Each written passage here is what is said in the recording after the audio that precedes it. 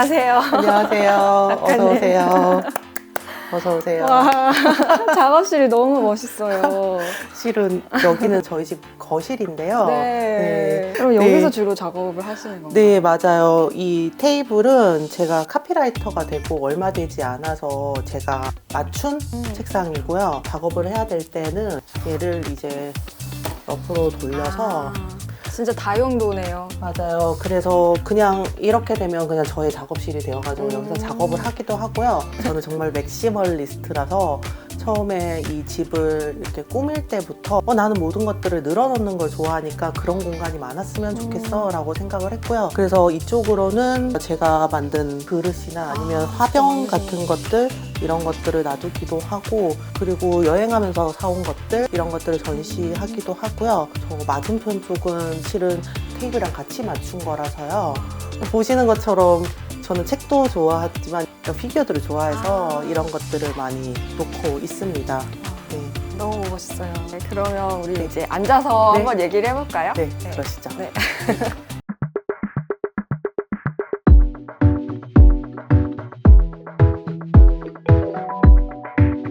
우리 요즘사 구독자분들한테 네. 인사 한 번만 해주세요. 안녕하세요. 저는 광고회사에서 크리에이티브 디렉터로 일을 하고 있고 동시에 작가로도 일을 하고 있는 김민철이라고 합니다. 네, 반갑습니다.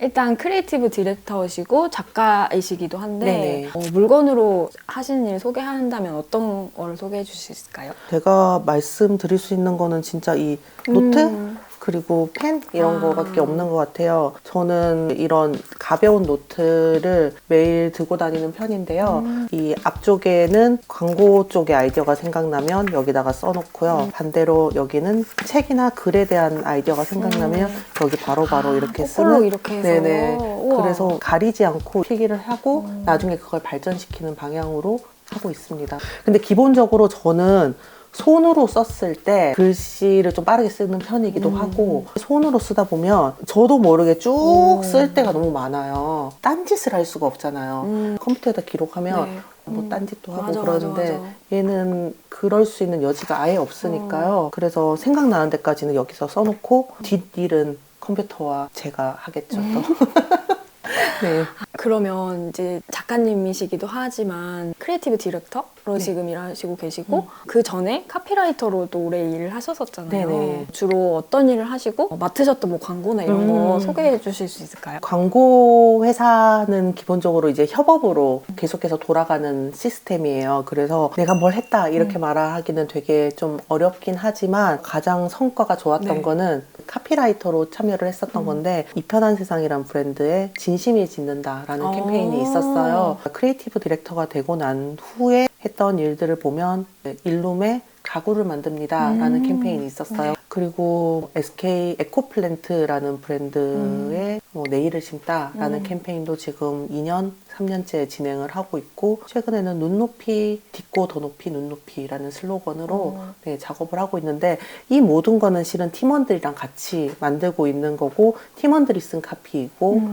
그래서 실은 카피라이터로 일을 한다는 거는 광고에 있어서 글이랑 관련된 모든 것들, 그러니까 이 글을 쓰는 것부터 시작을 해서 이 글을 설득하는 과정, 그 나레이션의 디렉팅까지도 다 맡아서 하는 사람이라고 봐주시면 될 것 같고요. 그래서 그들이 아이디어를 내면 제가 그 중에서 가장 적합하다고 생각하는 아이디어들을 발전시키고 선택하고 그렇게 해서 광고로 내보내는 데까지 모든 과정을 책임지는 사람이라고 보시면 될 것 같습니다.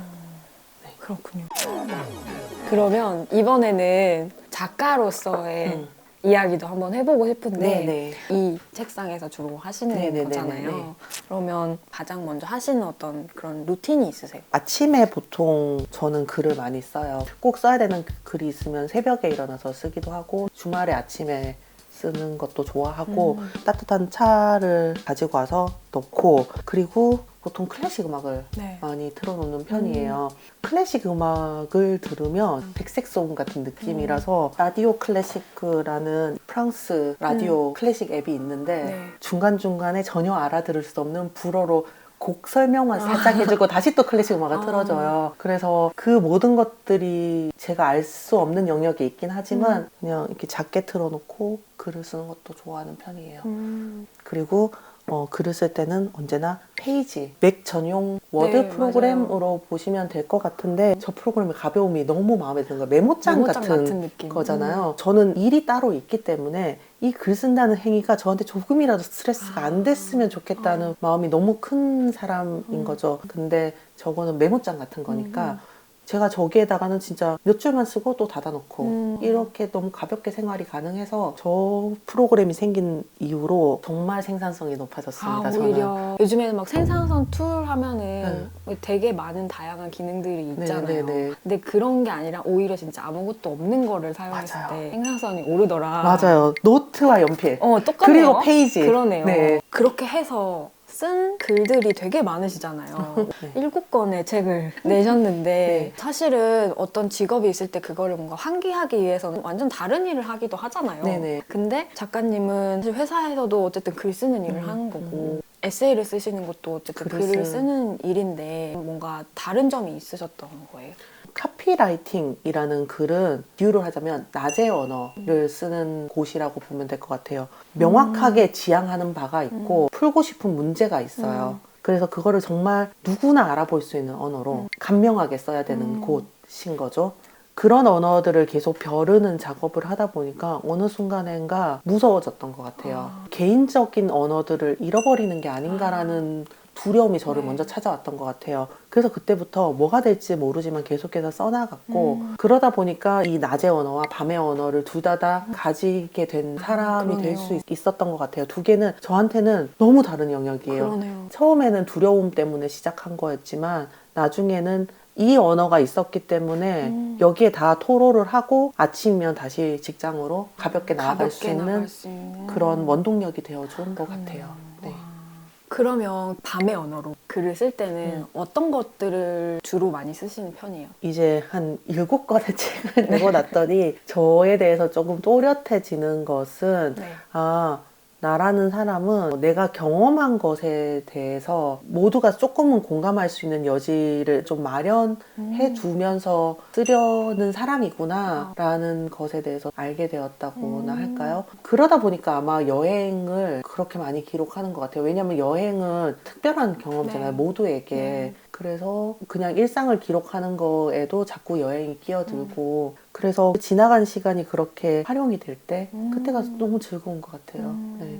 책에도 그래서 여행 기록이 많이 있지만 그 중에서도 특별히 좀 기억이 계속 남거나 그런 여행 경험이 있으실까요? 가장 좋았던 여행이라고 하면 아무래도 처음으로 리스본에 갔을 때 포르투갈 리스본을 갔을 때에 여기는 살아도 되겠다 라는 생각도 했었고요. 제가 좋아하는 것들이 길에 막 널려 있는 뭔가 잡다하게 많은 것들도 좋아하고 색감이 많은 것들도 좋아하는데 리스본은 그 모든 면에 있어서 너무 좋았던 거죠.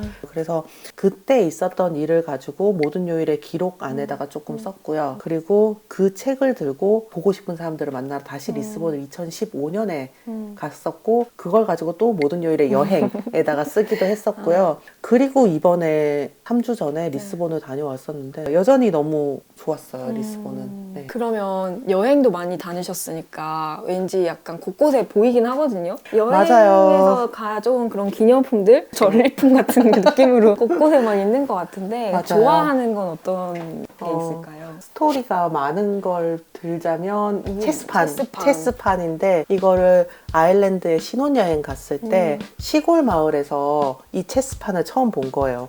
저렇게 그러니까 피규어 같은 형식이 있단 말이야? 라는 걸 머릿속에 넣고 하루 종일 돌아다녀서 결국 어떤 쇼핑몰에서 발견을 해서 사왔습니다.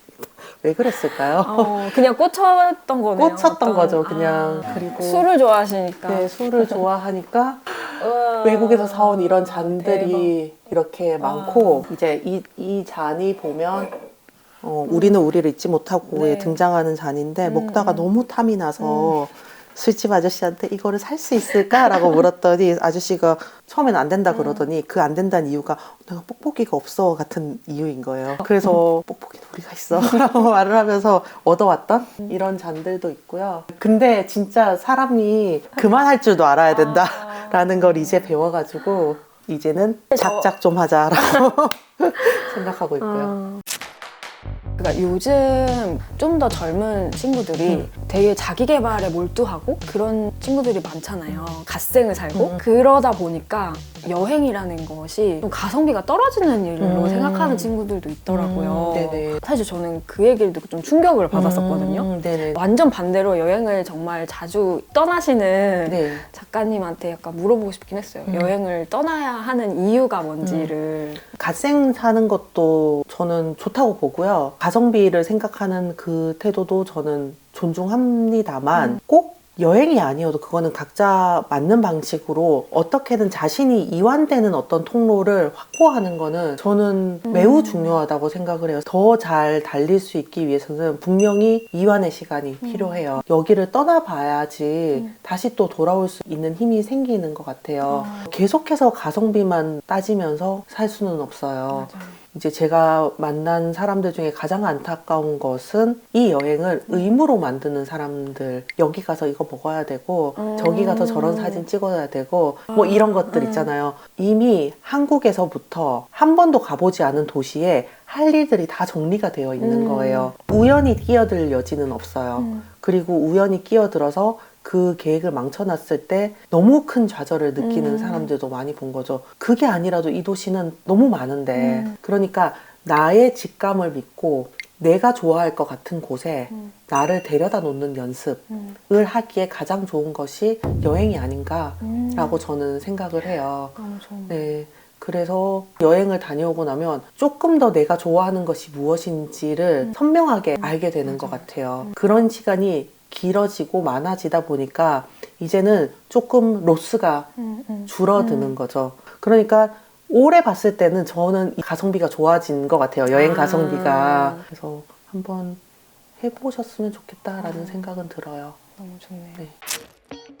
근데 카피라이터 생활을 하시다가 크리에이티브 디렉터로 이제 진급을 하신 거잖아요. 네네네. 원래는 퇴사를 하려다가 그 진급을 했는데 그게 너무 잘 맞아서 맞아요. 퇴사를 유예했다 이거를 봤었거든요. 네네네. 얼마나 잘 맞으셨길래 뭐가 그렇게 다른가요? 저는 카피라이터가 너무 되고 싶었고 그리고 되어서 너무 좋았지만 실은 아이디어를 내고 카피를 쓰는 게 힘들었어요. 그래서 잘한다는 이야기도 많이 듣기도 했었지만 하지만 그거는 자연스러운 일은 아니었어요, 저한테. 근데 어떤 거는 유난히 쉬운 일이 있을 거예요. 저한테 그거는 정리를 하는 일이었어요. 얘랑 쟤랑 합쳐가지고 이렇게 되면 괜찮을 것 같은데 이런 것들이 좀 빨리빨리 생각이 나는 스타일이라고 할까요? 근데 팀장이 되었더니 그걸 하니까 잘하는 팀장인 거예요. 그래서 여기까지 올 수 있었던 것 같아요. 네.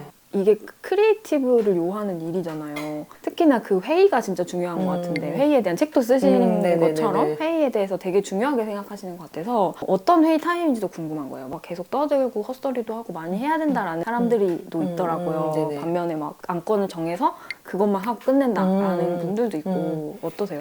회의의 성격이 어떤 거냐에 따라서 너무 많이 달라질 것 같아요. 두 개를 다 하는 것 같고요. 그 아이데이션 하는 그런 회의는 사실 끝이 안 나잖아요. 많은 회의들이 길어지는 이유는 결정을 하지 않아서거든요. 결정을 해야 되는 사람이 결정을 미루고 있거나 조금 더 이야기해보면 나올 것 같은데 라는 그 막연함을 붙들고 계속 죽치고 앉아있는 거예요. 저는 그러지 않아요. 저는 다 별로여도 그중에 그나마 괜찮은 거 하나라도 건져요. 뭐라도 하나 세워보자 우리. 뭐라도 하나. 그러면 거기에 뭐 누가 가져온 비주얼도 붙고 누가까지 한 말도 붙고 막 이러면서 이렇게 붙여가다 보면 어느 순간 너무 괜찮은데 어떡하지? 이렇게 되는 거예요. 결정을 두려워서 뒤로 미루면 결정의 무게가 점점 커지기만 해요. 그렇기 때문에 빨리빨리 그 순간순간 계속 결정을 하고 그 결정에 대해서 팀원들에게 다들 너희들은 괜찮니? 라고 하면서 모두가 다 같이 괜찮아요. 이거 좋은 것 같아요. 라고 하는 순간 우리는 다시 각자의 책임을 나눠 가지게 되는 거거든요. 그러면 모두가 지금 여기에 어그리를 했기 때문에 나가면서도 여기에 대해서 자기가 무슨 일을 해야 될지 다 알고 나가는 거죠. 작가님 그 책에 팀장으로서 하는 일들이 되게 많이 나와 있잖아요. 네네. 그거 읽으면서 이런 팀장이 있는 팀에서 나도 일해보고 싶다는 생각을 할 정도로 네네. 되게 이상적인 건데 아 이렇게 해도 되는구나 라는 거를 느꼈거든요. 네네. 그 비결은 뭐라고 생각하세요? 가장 중요한 거는 이 팀 안에서는 내가 안전하구나 라는 느낌을, 그 신호를 계속 주는 게 저는 가장 주요했던 것 같아요. 무슨 말을 해도 괜찮구나, 이 말 한마디로 우리 팀장이 나를 평가하지 않는구나, 그리고 생각이 다른 의견을 말을 하더라도 그게 그 사람을 향한 비난이 아니다라는 걸 명확히 해주는 거죠. 팀원들이 뭔가 실수를 했을 때에도 그거 내가 한번 해결해볼게 라고 하면서 일이 해결되도록 만드는데 먼저 포커스를 했을 때 팀원들이 안전하다고 느끼겠죠. 이 팀이. 잘못한 사람들은 잘못한 거를 자기가 제일 먼저 알아요. 거기다가 팀장이 기름을 부어줄 필요는 없다라고 저는 생각을 합니다. 저희가 항상 물어보는 게 있거든요. 나를 바꾼 한 권의 책? 이런 게 있을까요? 나를 바꾼이라는 수식어를 붙일 수 있는 책은 알베르 까미의 결혼 여름인 것 같아요. 너무너무 회사를 그만두고 싶어 하고 프랑스를 가고 싶어 하고 프랑스만 가면 다 해결될 것 같이 굴었던 20대가 있었는데, 그때 프랑스 여행을 준비하면서 우연히 읽게 됐던 책이에요. 근데 이 책을 읽고 나서 제가 깨달은 거는, 여기서 잘 사는 방법을 익히지 않으면 거기 가서도 나는 불행하겠구나 라는 것을 되게 명확하게 깨달았어요. 거기만 가면 다 해결될 거야 라는 태도로 일관하면서 거기 가면 괜찮을 거야 라고 했지만, 실은 거기 가도 안 괜찮죠. 괜찮을 리가 있나요? 매 순간 괜찮지 않죠. 근데 여기서 잘 사는 방법을 익혀서 그 태도를 가지고 거기 간다면 거기 가서의 불행도 내가 조금 더 쉽게 넘길 수 있겠구나 라는 것을 이 책을 읽으면서 정말 많이 배웠던 것 같아요. 네. 가장 좋아하는 구절이 혹시 있으세요? 여행 가서 제가 제일 많이 저한테 들려주는 구절은 이건 것 같아요. 나는 인간으로서 내가 맡은 일을 다 했다. 내가 종일토록 기쁨을 누렸다는 사실이 유별난 성공으로까지는 아니라 하더라도 어떤 경우에는 행복해진다는 것만을 하나의 의무로 삼는 인간 조건의 감동적인 완수라고 여겨지는 것이었다 라는 구절이 있는데, 이거를 여행 가서도 우리가 여러 가지 의무감에 휩싸이잖아요. 그때마다 이 구절을 생각을 하면서 나는 여기에 내가 행복해지기 위해서 왔지 누군가처럼 돌아다니기 위해서 온 게 아니야. 맞아. 나는 아무 데도 가지 않아도 내가 그때 행복했으면 그걸로 내가 오늘 할 일은 다 한 거야 라고 생각을 하려고 정말 오랫동안 노력을 했어요.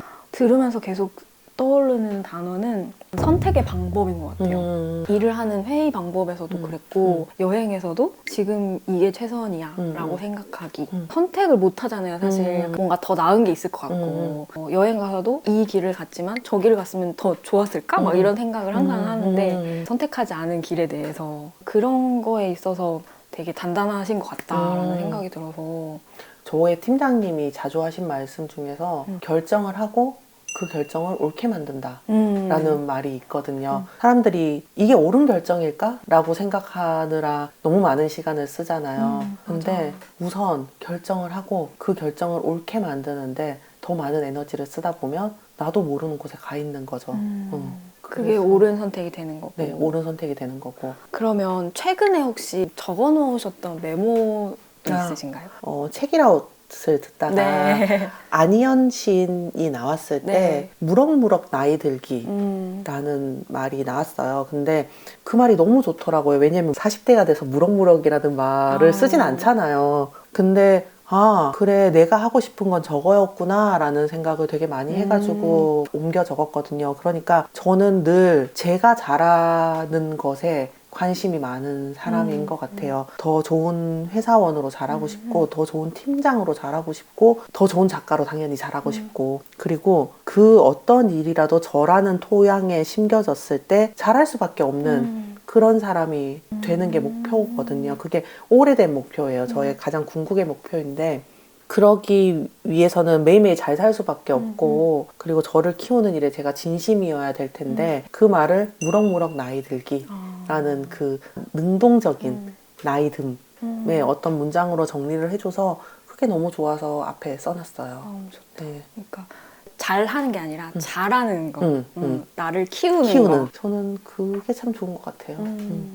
그러면 이 공간이 사실 생활 공간이기도 하잖아요. 일하는 네네. 공간이기도 하지만 네. 그러면은 뭔가 글을 다 쓰고 좀 쉬는 시간에 그럴 때 하는 것도 있으세요? 실은 작업실이라고 되어 있지만 글은 조금 씁니다. 거의 노는 공간이고요. 네. 여기에 이제 뭐 음악이나 아니면 유튜브 컨텐츠를 네. 틀어놓고 여기 앉아서 술을 마시죠. 아. 밥을 먹고 네, 여기 열고 컵을 꺼내고 다음에는 여기가 술자리로 변했을 때 한번 좋습니다. 알아보고 싶네요.